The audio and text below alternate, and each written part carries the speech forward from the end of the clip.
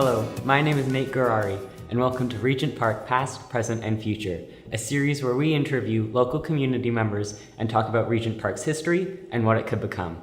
Today, I'm here with Lisa Taylor, a social service worker at Fred Victor. If you don't know what Fred Victor is, it's a charitable social service organization that helps low-income and homeless people across Toronto. Welcome. Thank you, Nate. So first off, when did you move to Regent Park? I first moved to Regent Park with my mom and dad in 1982. 1982. So that was a while ago. Good few decades, yeah. Yeah. So what changes have you seen in Regent Park since you first moved here and now? The changes that I've seen in Regent Park have been astronomical. When we first came to live in the community, it was predominantly, I guess, for lack of better words, a lot of immigrant communities. So like my family, for instance, came from Guyana and Barbados, and it was just, I guess, a melting pot just to see all the different cultures coming in and moving into this community. But there was a lot of negative things that happened within the community, a lot of violence, a lot of gun violence, a lot of drug abuse, drug use, and that just kind of brought the community down. There was also a lot of police brutality. A lot of people were arrested, a lot of people were hurt, a lot of people were discriminated against because of where they came from. And that kind of tore the community apart. Wow, that's really intense. Yeah, it is. And I guess, obviously, there are still issues, but it's become a little easier. It's much different now. I mean, compared to how it used to be years ago, now it's with this whole revitalization project that's been going on, it's much better. There's not as much violence as there used to be. There's not a lot of, there's no more police brutality. There's no more racial profiling, things like that happening anymore. Now they've amalgamated the community with, homeowners, people who are able to own homes. They're also giving people in the community the opportunity to be homeowners. So that's a great thing, because before that was never, I guess, an opportunity or a right for the people in the community. So to see it flourish and come this far is really, really exciting, and I'm really just happy to be a part of it and be here. Yeah. So you're a social worker at Fred Victor. How does your work give you an insight to the neighborhood? Well, my work gives me an insight to the neighborhood because I work with a lot of people in the community who are homeless. I'm working with a lot of people in the community who have addictions and mental health.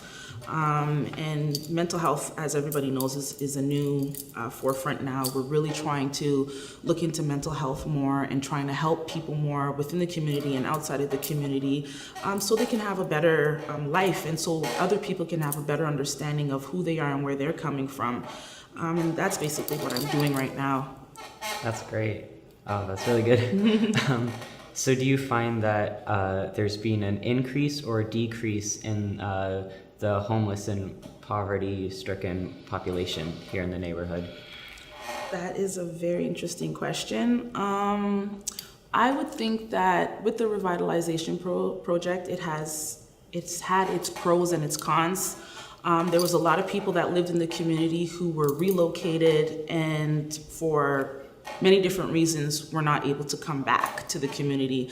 So the dynamics of the community is extremely different. The culture of the community is extremely different, which is good. Change is good. But I feel like a lot of people lost out on an opportunity to come back and be a part of this wonderful revitalization project and have an opportunity to have, great housing. Yeah.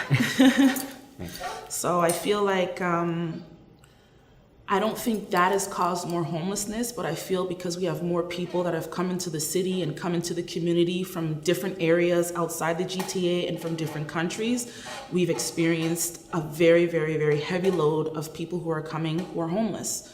who have, don't have job skills, or maybe English is a second language, or they're unable to read or write. We have a lot of that. And so there's people who are finding themselves not able to get affordable housing. There's not a lot in the community. So that's something that we're working on, and it's a battle. It's a battle. For sure. It's Yeah. so difficult. So what group of people do you think are most at risk for homelessness or poverty, and how can we locally combat that? I feel most people that are at risk are youth. I find that we have a lot of youth that are coming into the adult shelters because there's no space in the youth shelters. We're finding a lot of youth that are being displaced because of drug use. So they're being put out by their parents, or just, the way people say behavioral problems, but it could just be, the dynamics of home or the dynamics of school, or they're being bullied, or whatever the case may be, peer pressure. And we're finding a lot of youth homeless because of this. And it's really hard because we need more programs to help the youth, because they're our future. And if we don't get a grip and figure this out, I don't know where we're going to be as a community if we don't help our youth. So I think that's the main. Yeah. We have to take care of our future. We do. Yeah. So have you found that there has been like a stigma of living in or coming from Regent Park? I feel in the past there was way more of a stigma.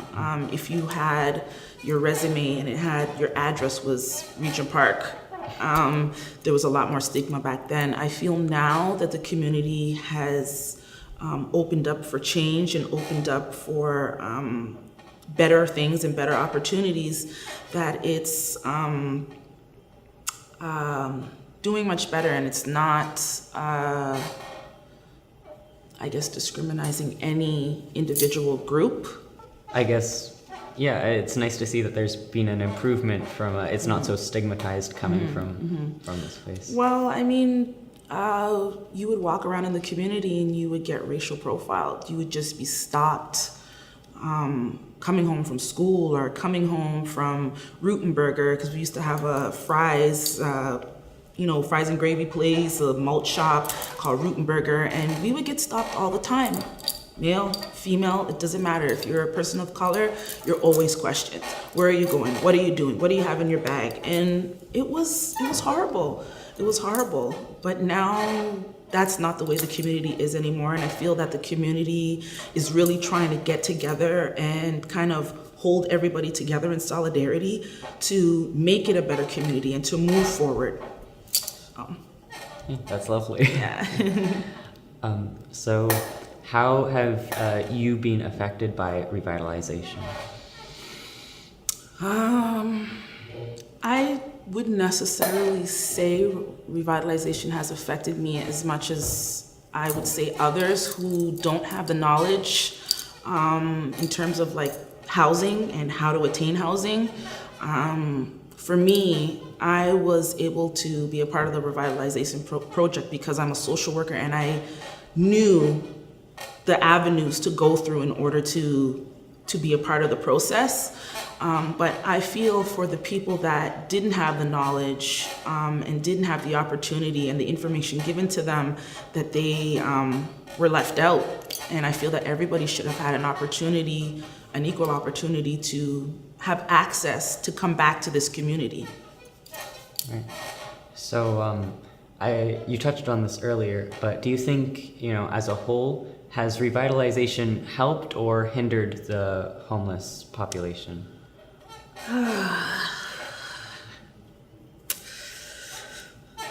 I think that revitalization, it's a very hard question to answer because it's helped in some ways and it's hindered in some ways. As I said before, if you didn't know the knowledge, then you wouldn't have been able to come back here. A lot of people that were from here originally and were moved out to other areas, weren't able to come back for whatever the reasons were, maybe repayment of rent, and they were under an agreement. So if you weren't able to pay back that agreement before it was time for you to come back, you were opted out. So there was things like that happening, and I feel that type of culture and that type of environment was causing people to be homeless because they relocated people to Ajax, to communities that they didn't know, to areas that they had no ties to, no community, no, you know what I mean, just no history. And when they wanted to come back, they couldn't. So some people were homeless. Some people had to go to shelters and start from ground zero and try to go through subsidized housing again. And the waiting list is 17 years long. So, you know, yes, some people were left homeless because of this revitalization project, but there was also a lot of opportunities for people to gain housing. So, you know, I can't really say that it was bad and it was totally bad or it was totally good. I think there was both positive and negative. Thank you so much, Lisa, for this. This was very enlightening. Thank you for having me, Nate. Of course. So I've been Nate Gurari, and this has been Regent Park Past, Present, Future, and we'll see you again next time.